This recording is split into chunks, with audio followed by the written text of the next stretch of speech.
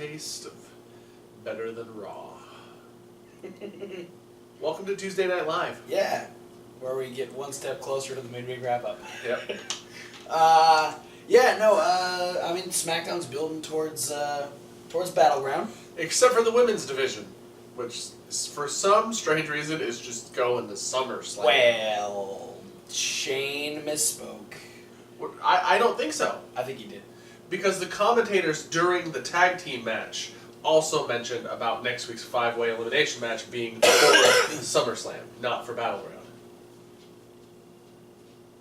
Wait, is the Fatal 5-way at Battleground? Might be a Battleground. But I'm pretty sure he said it was happening next week on Smackdown. We don't know what we're talking about. Yeah, the women's division on SmackDown, despite being loaded with talented people, is confusing as fuck. Yeah.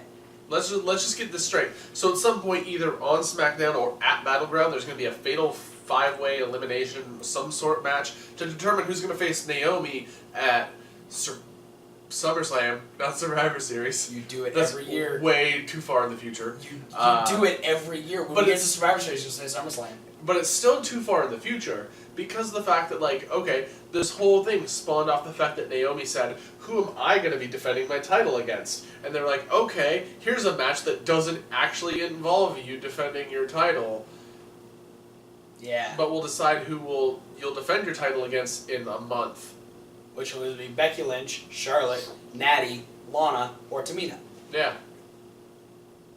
And then we had a women's tag team match where Charlotte and Becky teamed up against Natty and Tamina, and then due to a distraction from Lana, Tamina got another win. Yeah.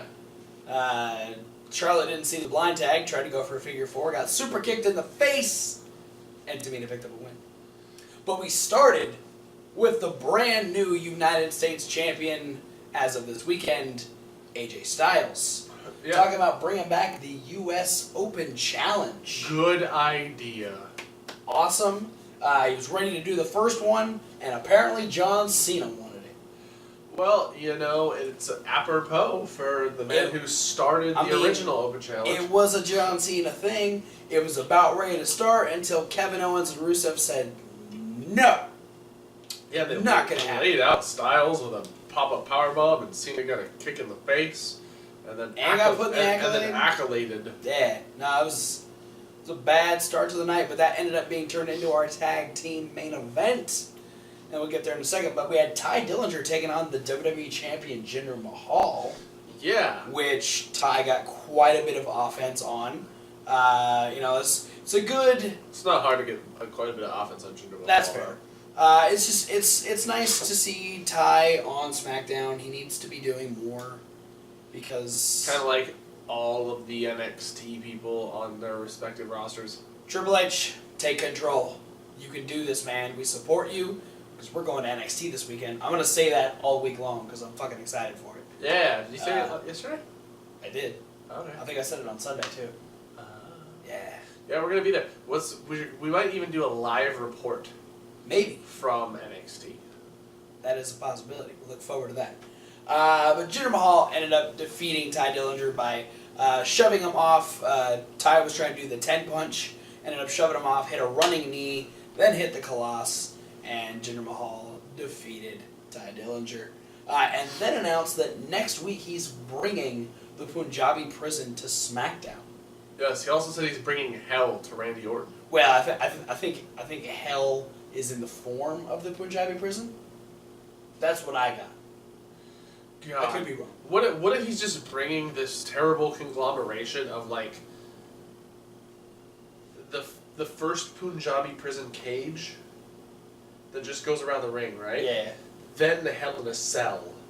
Then the bigger cage around the outside of that. I'm down for that. Let's do that. I mean, like, what if that's what he's bringing to SmackDown next week? I'm down. But then, like, in a troll on the fans, that he takes the Hell in a Cell's gone.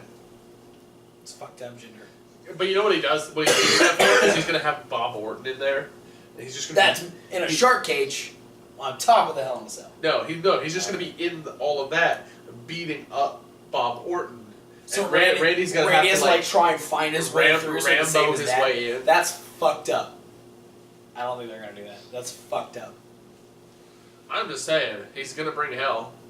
And I think the one thing that incited this whole thing from Randy Orton in the first place was when the Singh brothers put their hands on Bob Orton. So that is what incited this match.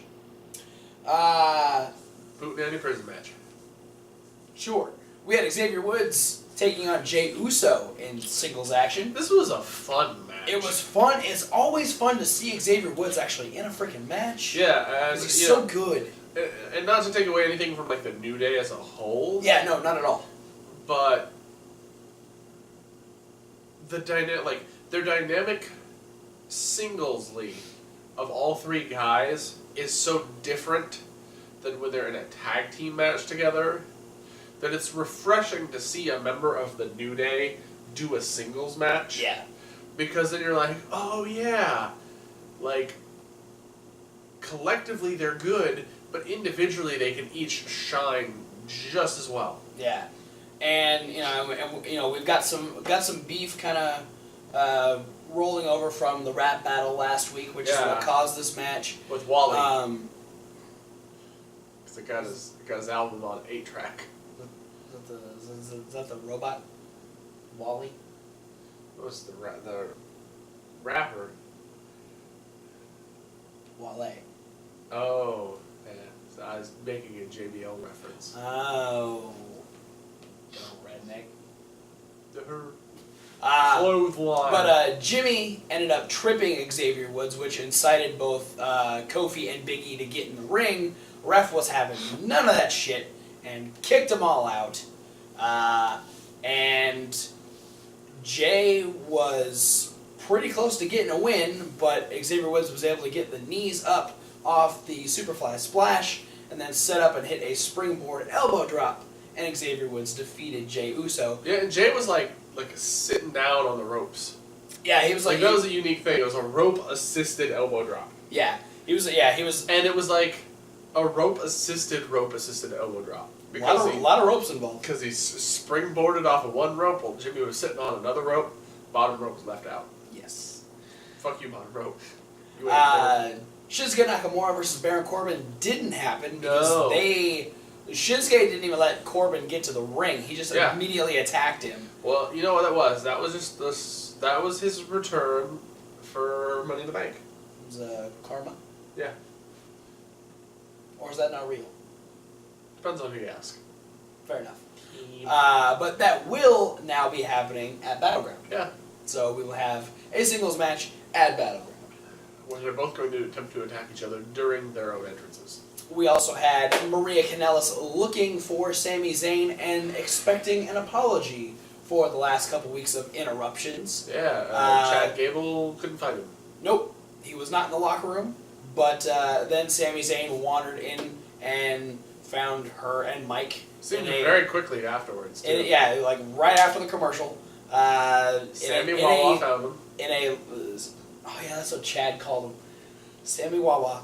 Found them in their loving moment, and he's like, I'm here, apparently you want an apology, but, when I'm doing something important, like going out and having a match, it just seems like you're always there, like, what are you even doing? Mike, do you actually compete here? Like, what are you doing? And that got a fake laugh from the Kanellises, where Maria then slapped the shit out of Sami Zayn, and then Mike Kanellis cracked a vase over his head. So I think it's safe to assume we're probably going to get Mike Kanellis versus Sami Zayn at Battleground.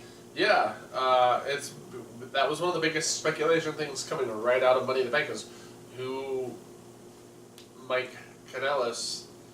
It's so hard for me to say that. You keep wanting to say Bennett, don't you? Yeah, it's fine. Absolutely. People, you know who he is. Some of you do. Who's going to be his first feud? And Sammy was one of the top choices as to who he was going to go against. And I think it's fantastic. It gives Sammy something specific to do. It's a great opponent that, Mike has already faced before on indie shows before Sammy even got to WWE. So, it's not new territory, but it's in a new environment. It's fun to think of the idea because it's like, it's going to be his first program on WWE TV. So it's in a way, I think it's like easing him in by putting him against another guy who is not too long off of the independent circuit. Yeah. So it's like a guy whose style is now WWE-ified, but still indie enough to keep him comfortable. It's a good easing into the WWE way of things, which is good. The fact that they're getting a lot of these indie guys, it helps the other indie talent that kind of influxes in. It's a safe transition. Unfortunately, there's like that downside to the whole argument. This is like completely off topic and for another conversation, but like about how like having so many indie talents now bogs down for the WWE bred guys have a hard time coming up on their own because everyone knows the indie guys already, and so they kind of get that like, oh, look at him because we've been waiting for him to come to WWE, and then somebody like I don't know, Baron Corbin is just like, yeah, I'll do it someday. I don't know. Baron Corbin's up there? I don't know. Well, I mean, he's doing good now, but it's just like, it took him a while to get there. Because on, like, NXT, where he should have been really pushed after the big feud with Bull Dempsey, per se. You know, it was big for NXT in its early stages. But then he just kept getting overpassed by Sami Zayn and Kevin Owens and Finn Balor and Nakamura and Samoa Joe, because they're all established people who just kept being like, ooh, look, he's important. But yeah, like I said, another conversation for another day. Yeah. Because we had Runway Walker Texas Ranger. This might have been the funniest Fashion Files we've had. I definitely, since like the first one or two, this is the one I've appreciated the most. You got Fandango riding a fake horse. Tyler Breeze, the lasso of truth. And apparently they assumed that the Hype Bros were the ones to trash their office. Well, I mean, honestly, they're the only other tag team on the SmackDown Live roster that they haven't really, like, interviewed. They haven't talked to American Alpha yet. Yeah, but, I mean, as far as the tag team division is concerned, American Alpha's been missing. That's true. So, Except for that one time when Chad Gable came out and challenged for the United States title. Yeah. Because Jason Jordan was there for a second. Mm-hmm. Because he was busy trashing Brizongo's office. Oh, shit. So it was American Alpha. Probably. I don't know. I don't know. Because Mojo says, no, when your guys' office was getting trashed, we were talking to Shane and Daniel Bryan about getting a number one contender spot. So it definitely wasn't us. And they're like, okay, well, and then Zach and Mojo had a little thing where they were kind of mad at each other about the Battle Royal last week. But then he's like, you know what, maybe it's time to get back into reality. Maybe we should all get back to reality. And then Fandango realized his horse was missing. Yeah, I think his name was Tommy. But it was a her. No, I think it was Tammy. Tammy? I think it was Tammy. Might have been Tammy. I thought it was Tommy. So, my God. Ghost aliens. Yeah, ghost aliens. Please tell me we are getting the Fashion X-Files next week. That'll be so fucking hilarious. The truth is not age.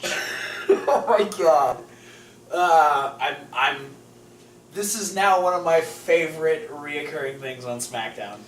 It's so... honestly, it's one of my favorite reoccurring things on WWE programming. Yeah, I would have to agree. So we'll find that out next week. It's not often I say one of my favorite reoccurring things on WWE programming is... Backstage segments? Is a non-wrestling segment. Well, let's go to our final wrestling segment of SmackDown. That is our tag team main event. AJ Styles and John Cena taking on Rusev and Kevin Owens. This was a great match. Yeah. If any of you know differently, we're pretty sure this is the first time AJ and Rusev have actually faced each other, which was fun to watch because Rusev is is very aggressive in the ring, and AJ knows how to sell.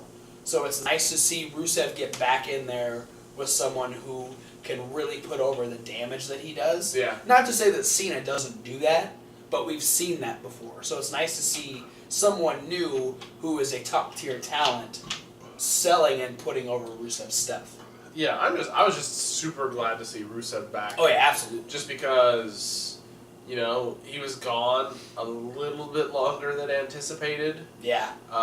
Because that Money in the Bank was kind of like the projected return date. It looks like his injury might have needed a little bit more recoup time, which is why they didn't go the route of having him involved. So, but yeah, it's definitely nice to have him back. A very solid tag team match. Him and Owens worked really well together. Yeah, they did. They're two really aggressive heels that complement each other really well, and they kind of have that same attitude towards the American talent. It's you think you're better than us? Well, we're gonna beat the fuck out of you, which they did through most of the match. But then after series of moves, Owens was trying to go for a move. He ended up getting stopped. Then Rusev was up in the AA, and it was back and forth. And then with a Pele and an AA, John Cena and AJ Styles defeated Kevin Owens and Rusev. We go Pele. Pele adjustment. That sounds like something a chiropractor does. Hold still, I'm going to give you a Pele adjustment.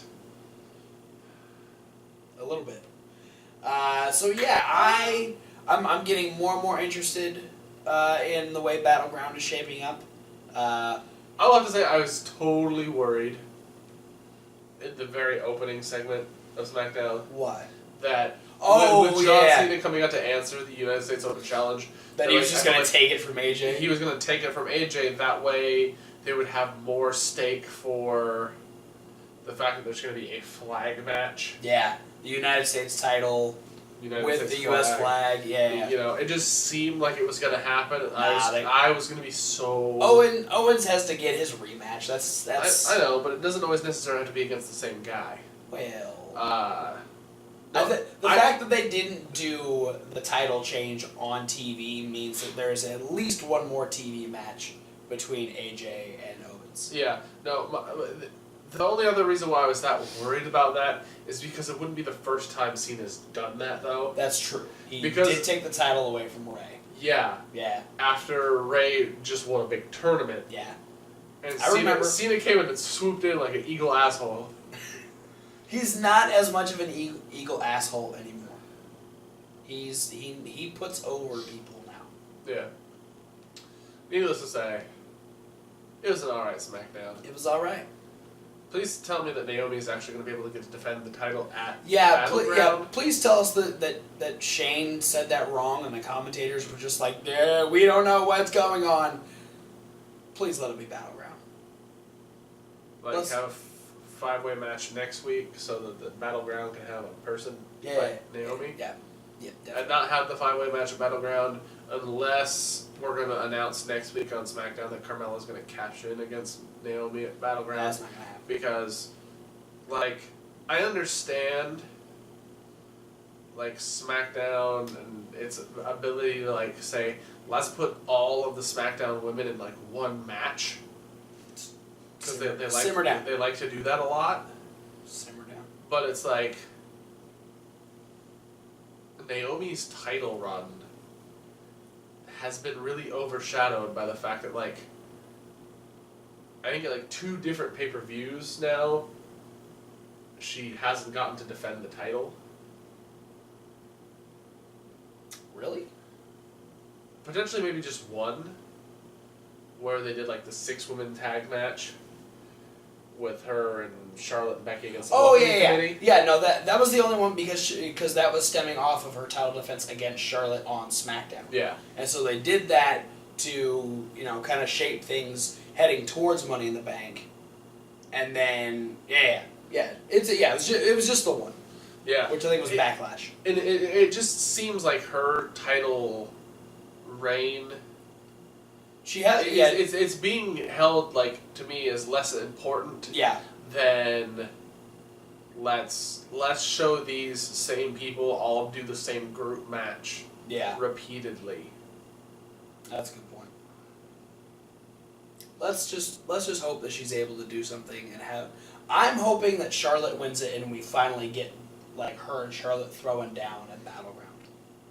That's what I'm hoping for. That'd be fun. But let's move on to 205 Live. Hey. Where Titus O'Neil got Akira Tozawa a rematch due to the fact that Tozawa pinned Neville on Monday Night Raw. But then Daivari was an asshole. Yeah, Daivari was none too happy. He's like, motherfucker, you don't get a title shot. I'm going to take that away from you by beating you tonight. And he hung it up on Titus. And then he lost to Tozawa. Which, I mean, I don't like Titus at all. But it's rude to hang up on someone. That's true. At least say bye first. Dick. Titus just kept talking. He didn't even like... He's like, is that Daivari? Daivari's like, blah, blah, blah, blah. Click. And then they had a match, and Tozawa... That's a good Daivari impression, though. Blah, blah, blah, blah. Yeah. Thank you. So it sounds like I've been working on it. Daivari cuts a promo. Yeah. That's all I hear. Tozawa... It's not a racist thing. I'm just saying he's boring. Tozawa almost beat Daivari on his own, but he was assisted, sort of, by being pulled off of the apron and attacked by Neville, and therefore causing a disqualification and just adding more fuel to the fire for the rematch that's coming up. Yeah. So much fuel. So much. At least the first match was really good. Oh yeah, absolutely. So I'm excited for the rematch. Absolutely. We find out that Drew Gulak, addressing the fact that he did a high-flying move, he wants to fix it, and he's challenged Mustafa Ali to a 2 out of 3 falls match next week, which Mustafa Ali has accepted. Yeah, and apparently it's to determine what style of wrestling 205 Live will have. Yeah. There's a lot riding on the stakes in this match. Yeah. 205 Live could change in an instant. That the commentators seem to completely downplay. Yeah. No, it's not like everyone might be doing, catch as catch can wrestling after next week. We'll find out, I guess. Rich Swann took on Mario Connors, who did really well against Rich Swann. Yeah. In a match that seemed like it took a lot longer than 3 minutes and 49 seconds. Maybe they just packed up that much content into such a short amount of time. Maybe they did. That it felt like at least 5. But Rich Swann ended up winning, and TJP's like, psh, I could do it faster. Come here, guy who already just wrestled. You want to wrestle again? Yeah, sure. Alright, fine. And he beat him in 28 seconds. Because he just had a 4-ish minute match against Rich Swann. That's how that works. So I think this is going to be a reoccurring thing. We're just going to get TJP like trying to one-up Rich Swann every week. Yeah. It's kind of funny. But it just looks like, it just keeps... It makes TJP look like a dick. It keeps TJP looking like a total douche. Yeah. Not to say that TJP hasn't been a douche. I think ever since aligning with Neville, he's kind of been a douche. I think since the Cruiserweight Classic, he's been a douche. Well, that's... For eliminating my guys. That's a matter of opinion. Yeah, some people's opinions are wronger than others. You know who is a douche, though? TJP. The Brian Kendrick. Yeah, that one, too. Who came out and just badmouthed Jack Gallagher. He did the Jack Gallagher thing again. He was just... He wasn't pulling punches this week. He was very pissed off about people's enjoyment of Jack Gallagher and the fact that they don't show him the same respect. And Jack Gallagher's like, excuse me, but... Excuse me for being different. Excuse me for wanting to come out here and, make people laugh, make people have some fun. You just want to come out and be a dick. And if you start throwing that back my way, I'm going to have to punch you in the face. Yeah. If you question Jack Gallagher's dedication, he's going to have to punch your head off. Yeah. And he almost did that. With his head. No, not really.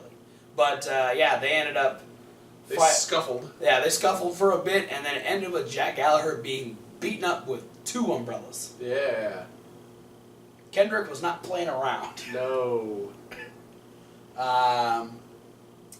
Gallagher was not too happy at the end, so I'm sure this is heading in a very... I'm looking forward to Jack Gallagher just getting like down and dirty in like a street fight. You know what I want?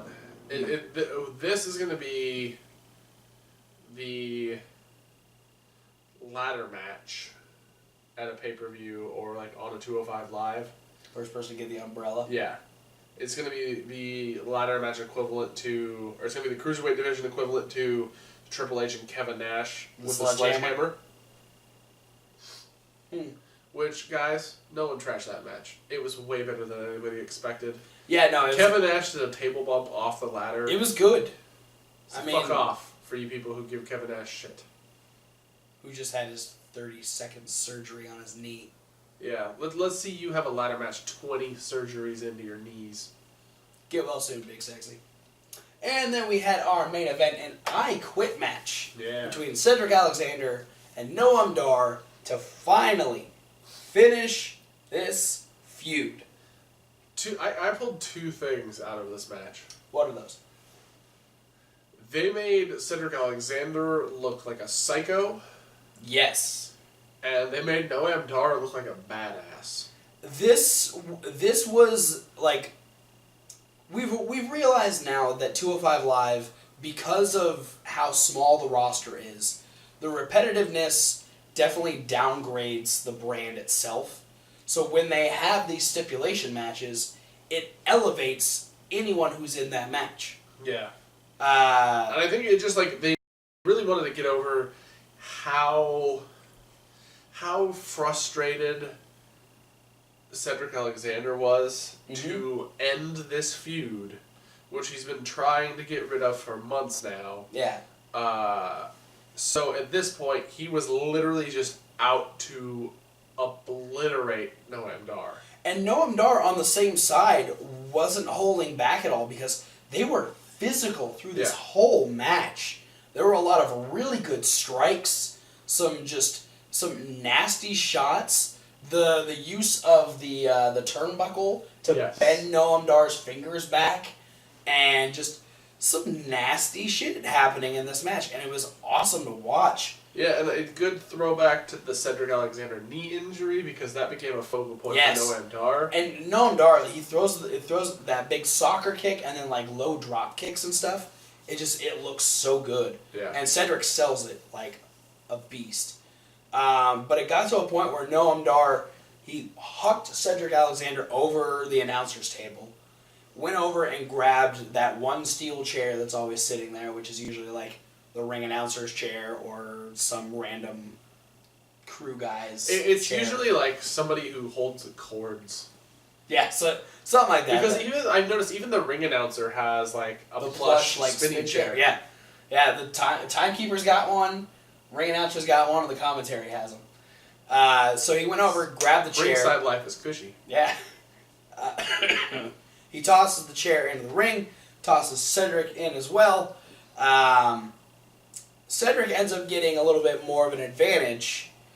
And you thought he was going to lumbar check Noam Dar on the chair. Because, Noam Dar had the chair set up. He was going to do something. Cedric got it, and I was like, this could really fucking hurt. Yeah. And then Cedric changed his mind into something else that really fucking hurt. Yeah, and he went back to the fingers thing again. Yeah. Where he just started smashing Noam Dar's arm like in like a vice trap inside the chair. Yeah.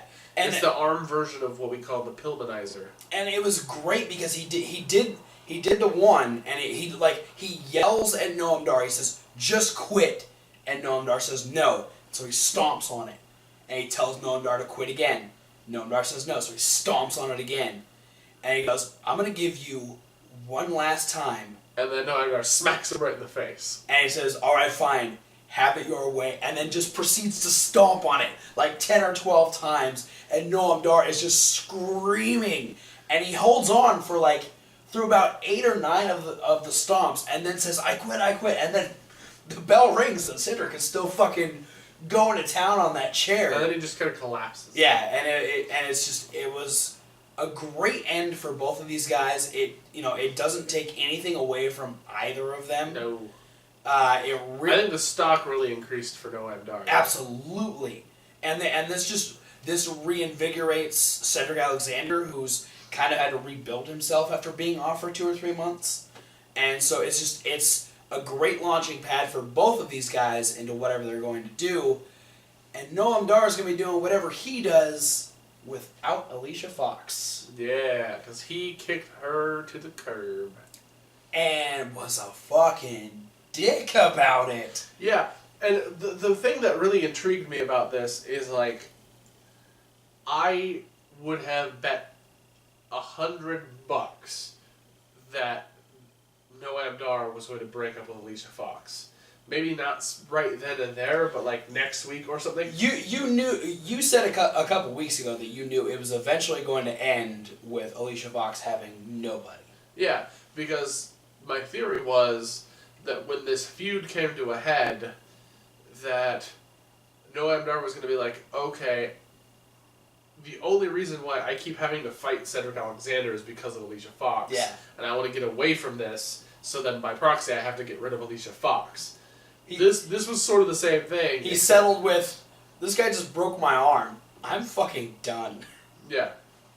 And yeah, he. So and I thought if they went that way, there would have been a good like transition into like testing the waters to see if Noam Dar could be a face. I like that they kept him trashy heel. Yeah, but they went the complete opposite route. Because he just talks about how, oh, I used you to get places, get attention. You think you're the only woman I have? I have women on every continent. I have women in every city.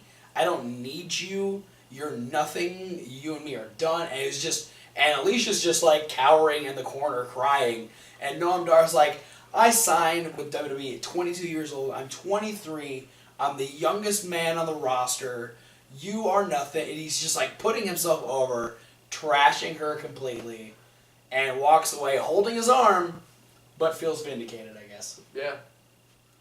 So it was an okay night for Noam Dar, a good night for Cedric Alexander, and a shitty night for Alicia Fox. Yeah.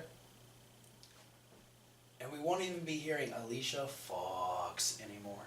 Yeah, no, that's the way he ended his promo. He says, "You're nothing to me, Alicia," and then the whole crowd's ready for it. Yeah. And he just drops the mic. Just no more. Alicia Fox is no more.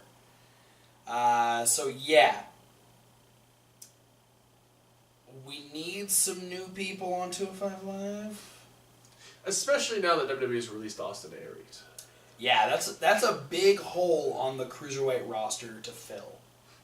And so this is a time where you really need to put Kalisto in there. Mm-hmm. This is where you kind of need to get the Singh brothers involved again, especially now that they have notoriety hanging out with the WWE champion. Yeah, the main issue why we're not going to see them though is they're not on the same roster. Yeah, the fact that they're on SmackDown makes it so they're kind of in a different realm. So, but I feel like they're still traveling with the 205 Live roster. So there's no reason why they can't be on 205 Live and not Monday Night Raw. Yeah, yeah. I mean, it makes sense because the shows are back to back. Yeah. Like in the same arena, but it's WWE's way of continuity. Yeah, absolutely. The other big thing is I think as soon as SummerSlam's over, put Enzo on 205 Live. I think that'll benefit him. Because it'd be great because he's a guy who is now main roster established. Yeah. And I really enjoy, again, going away from Enzo, Sami Zayn and Kevin Owens as performers. Yeah.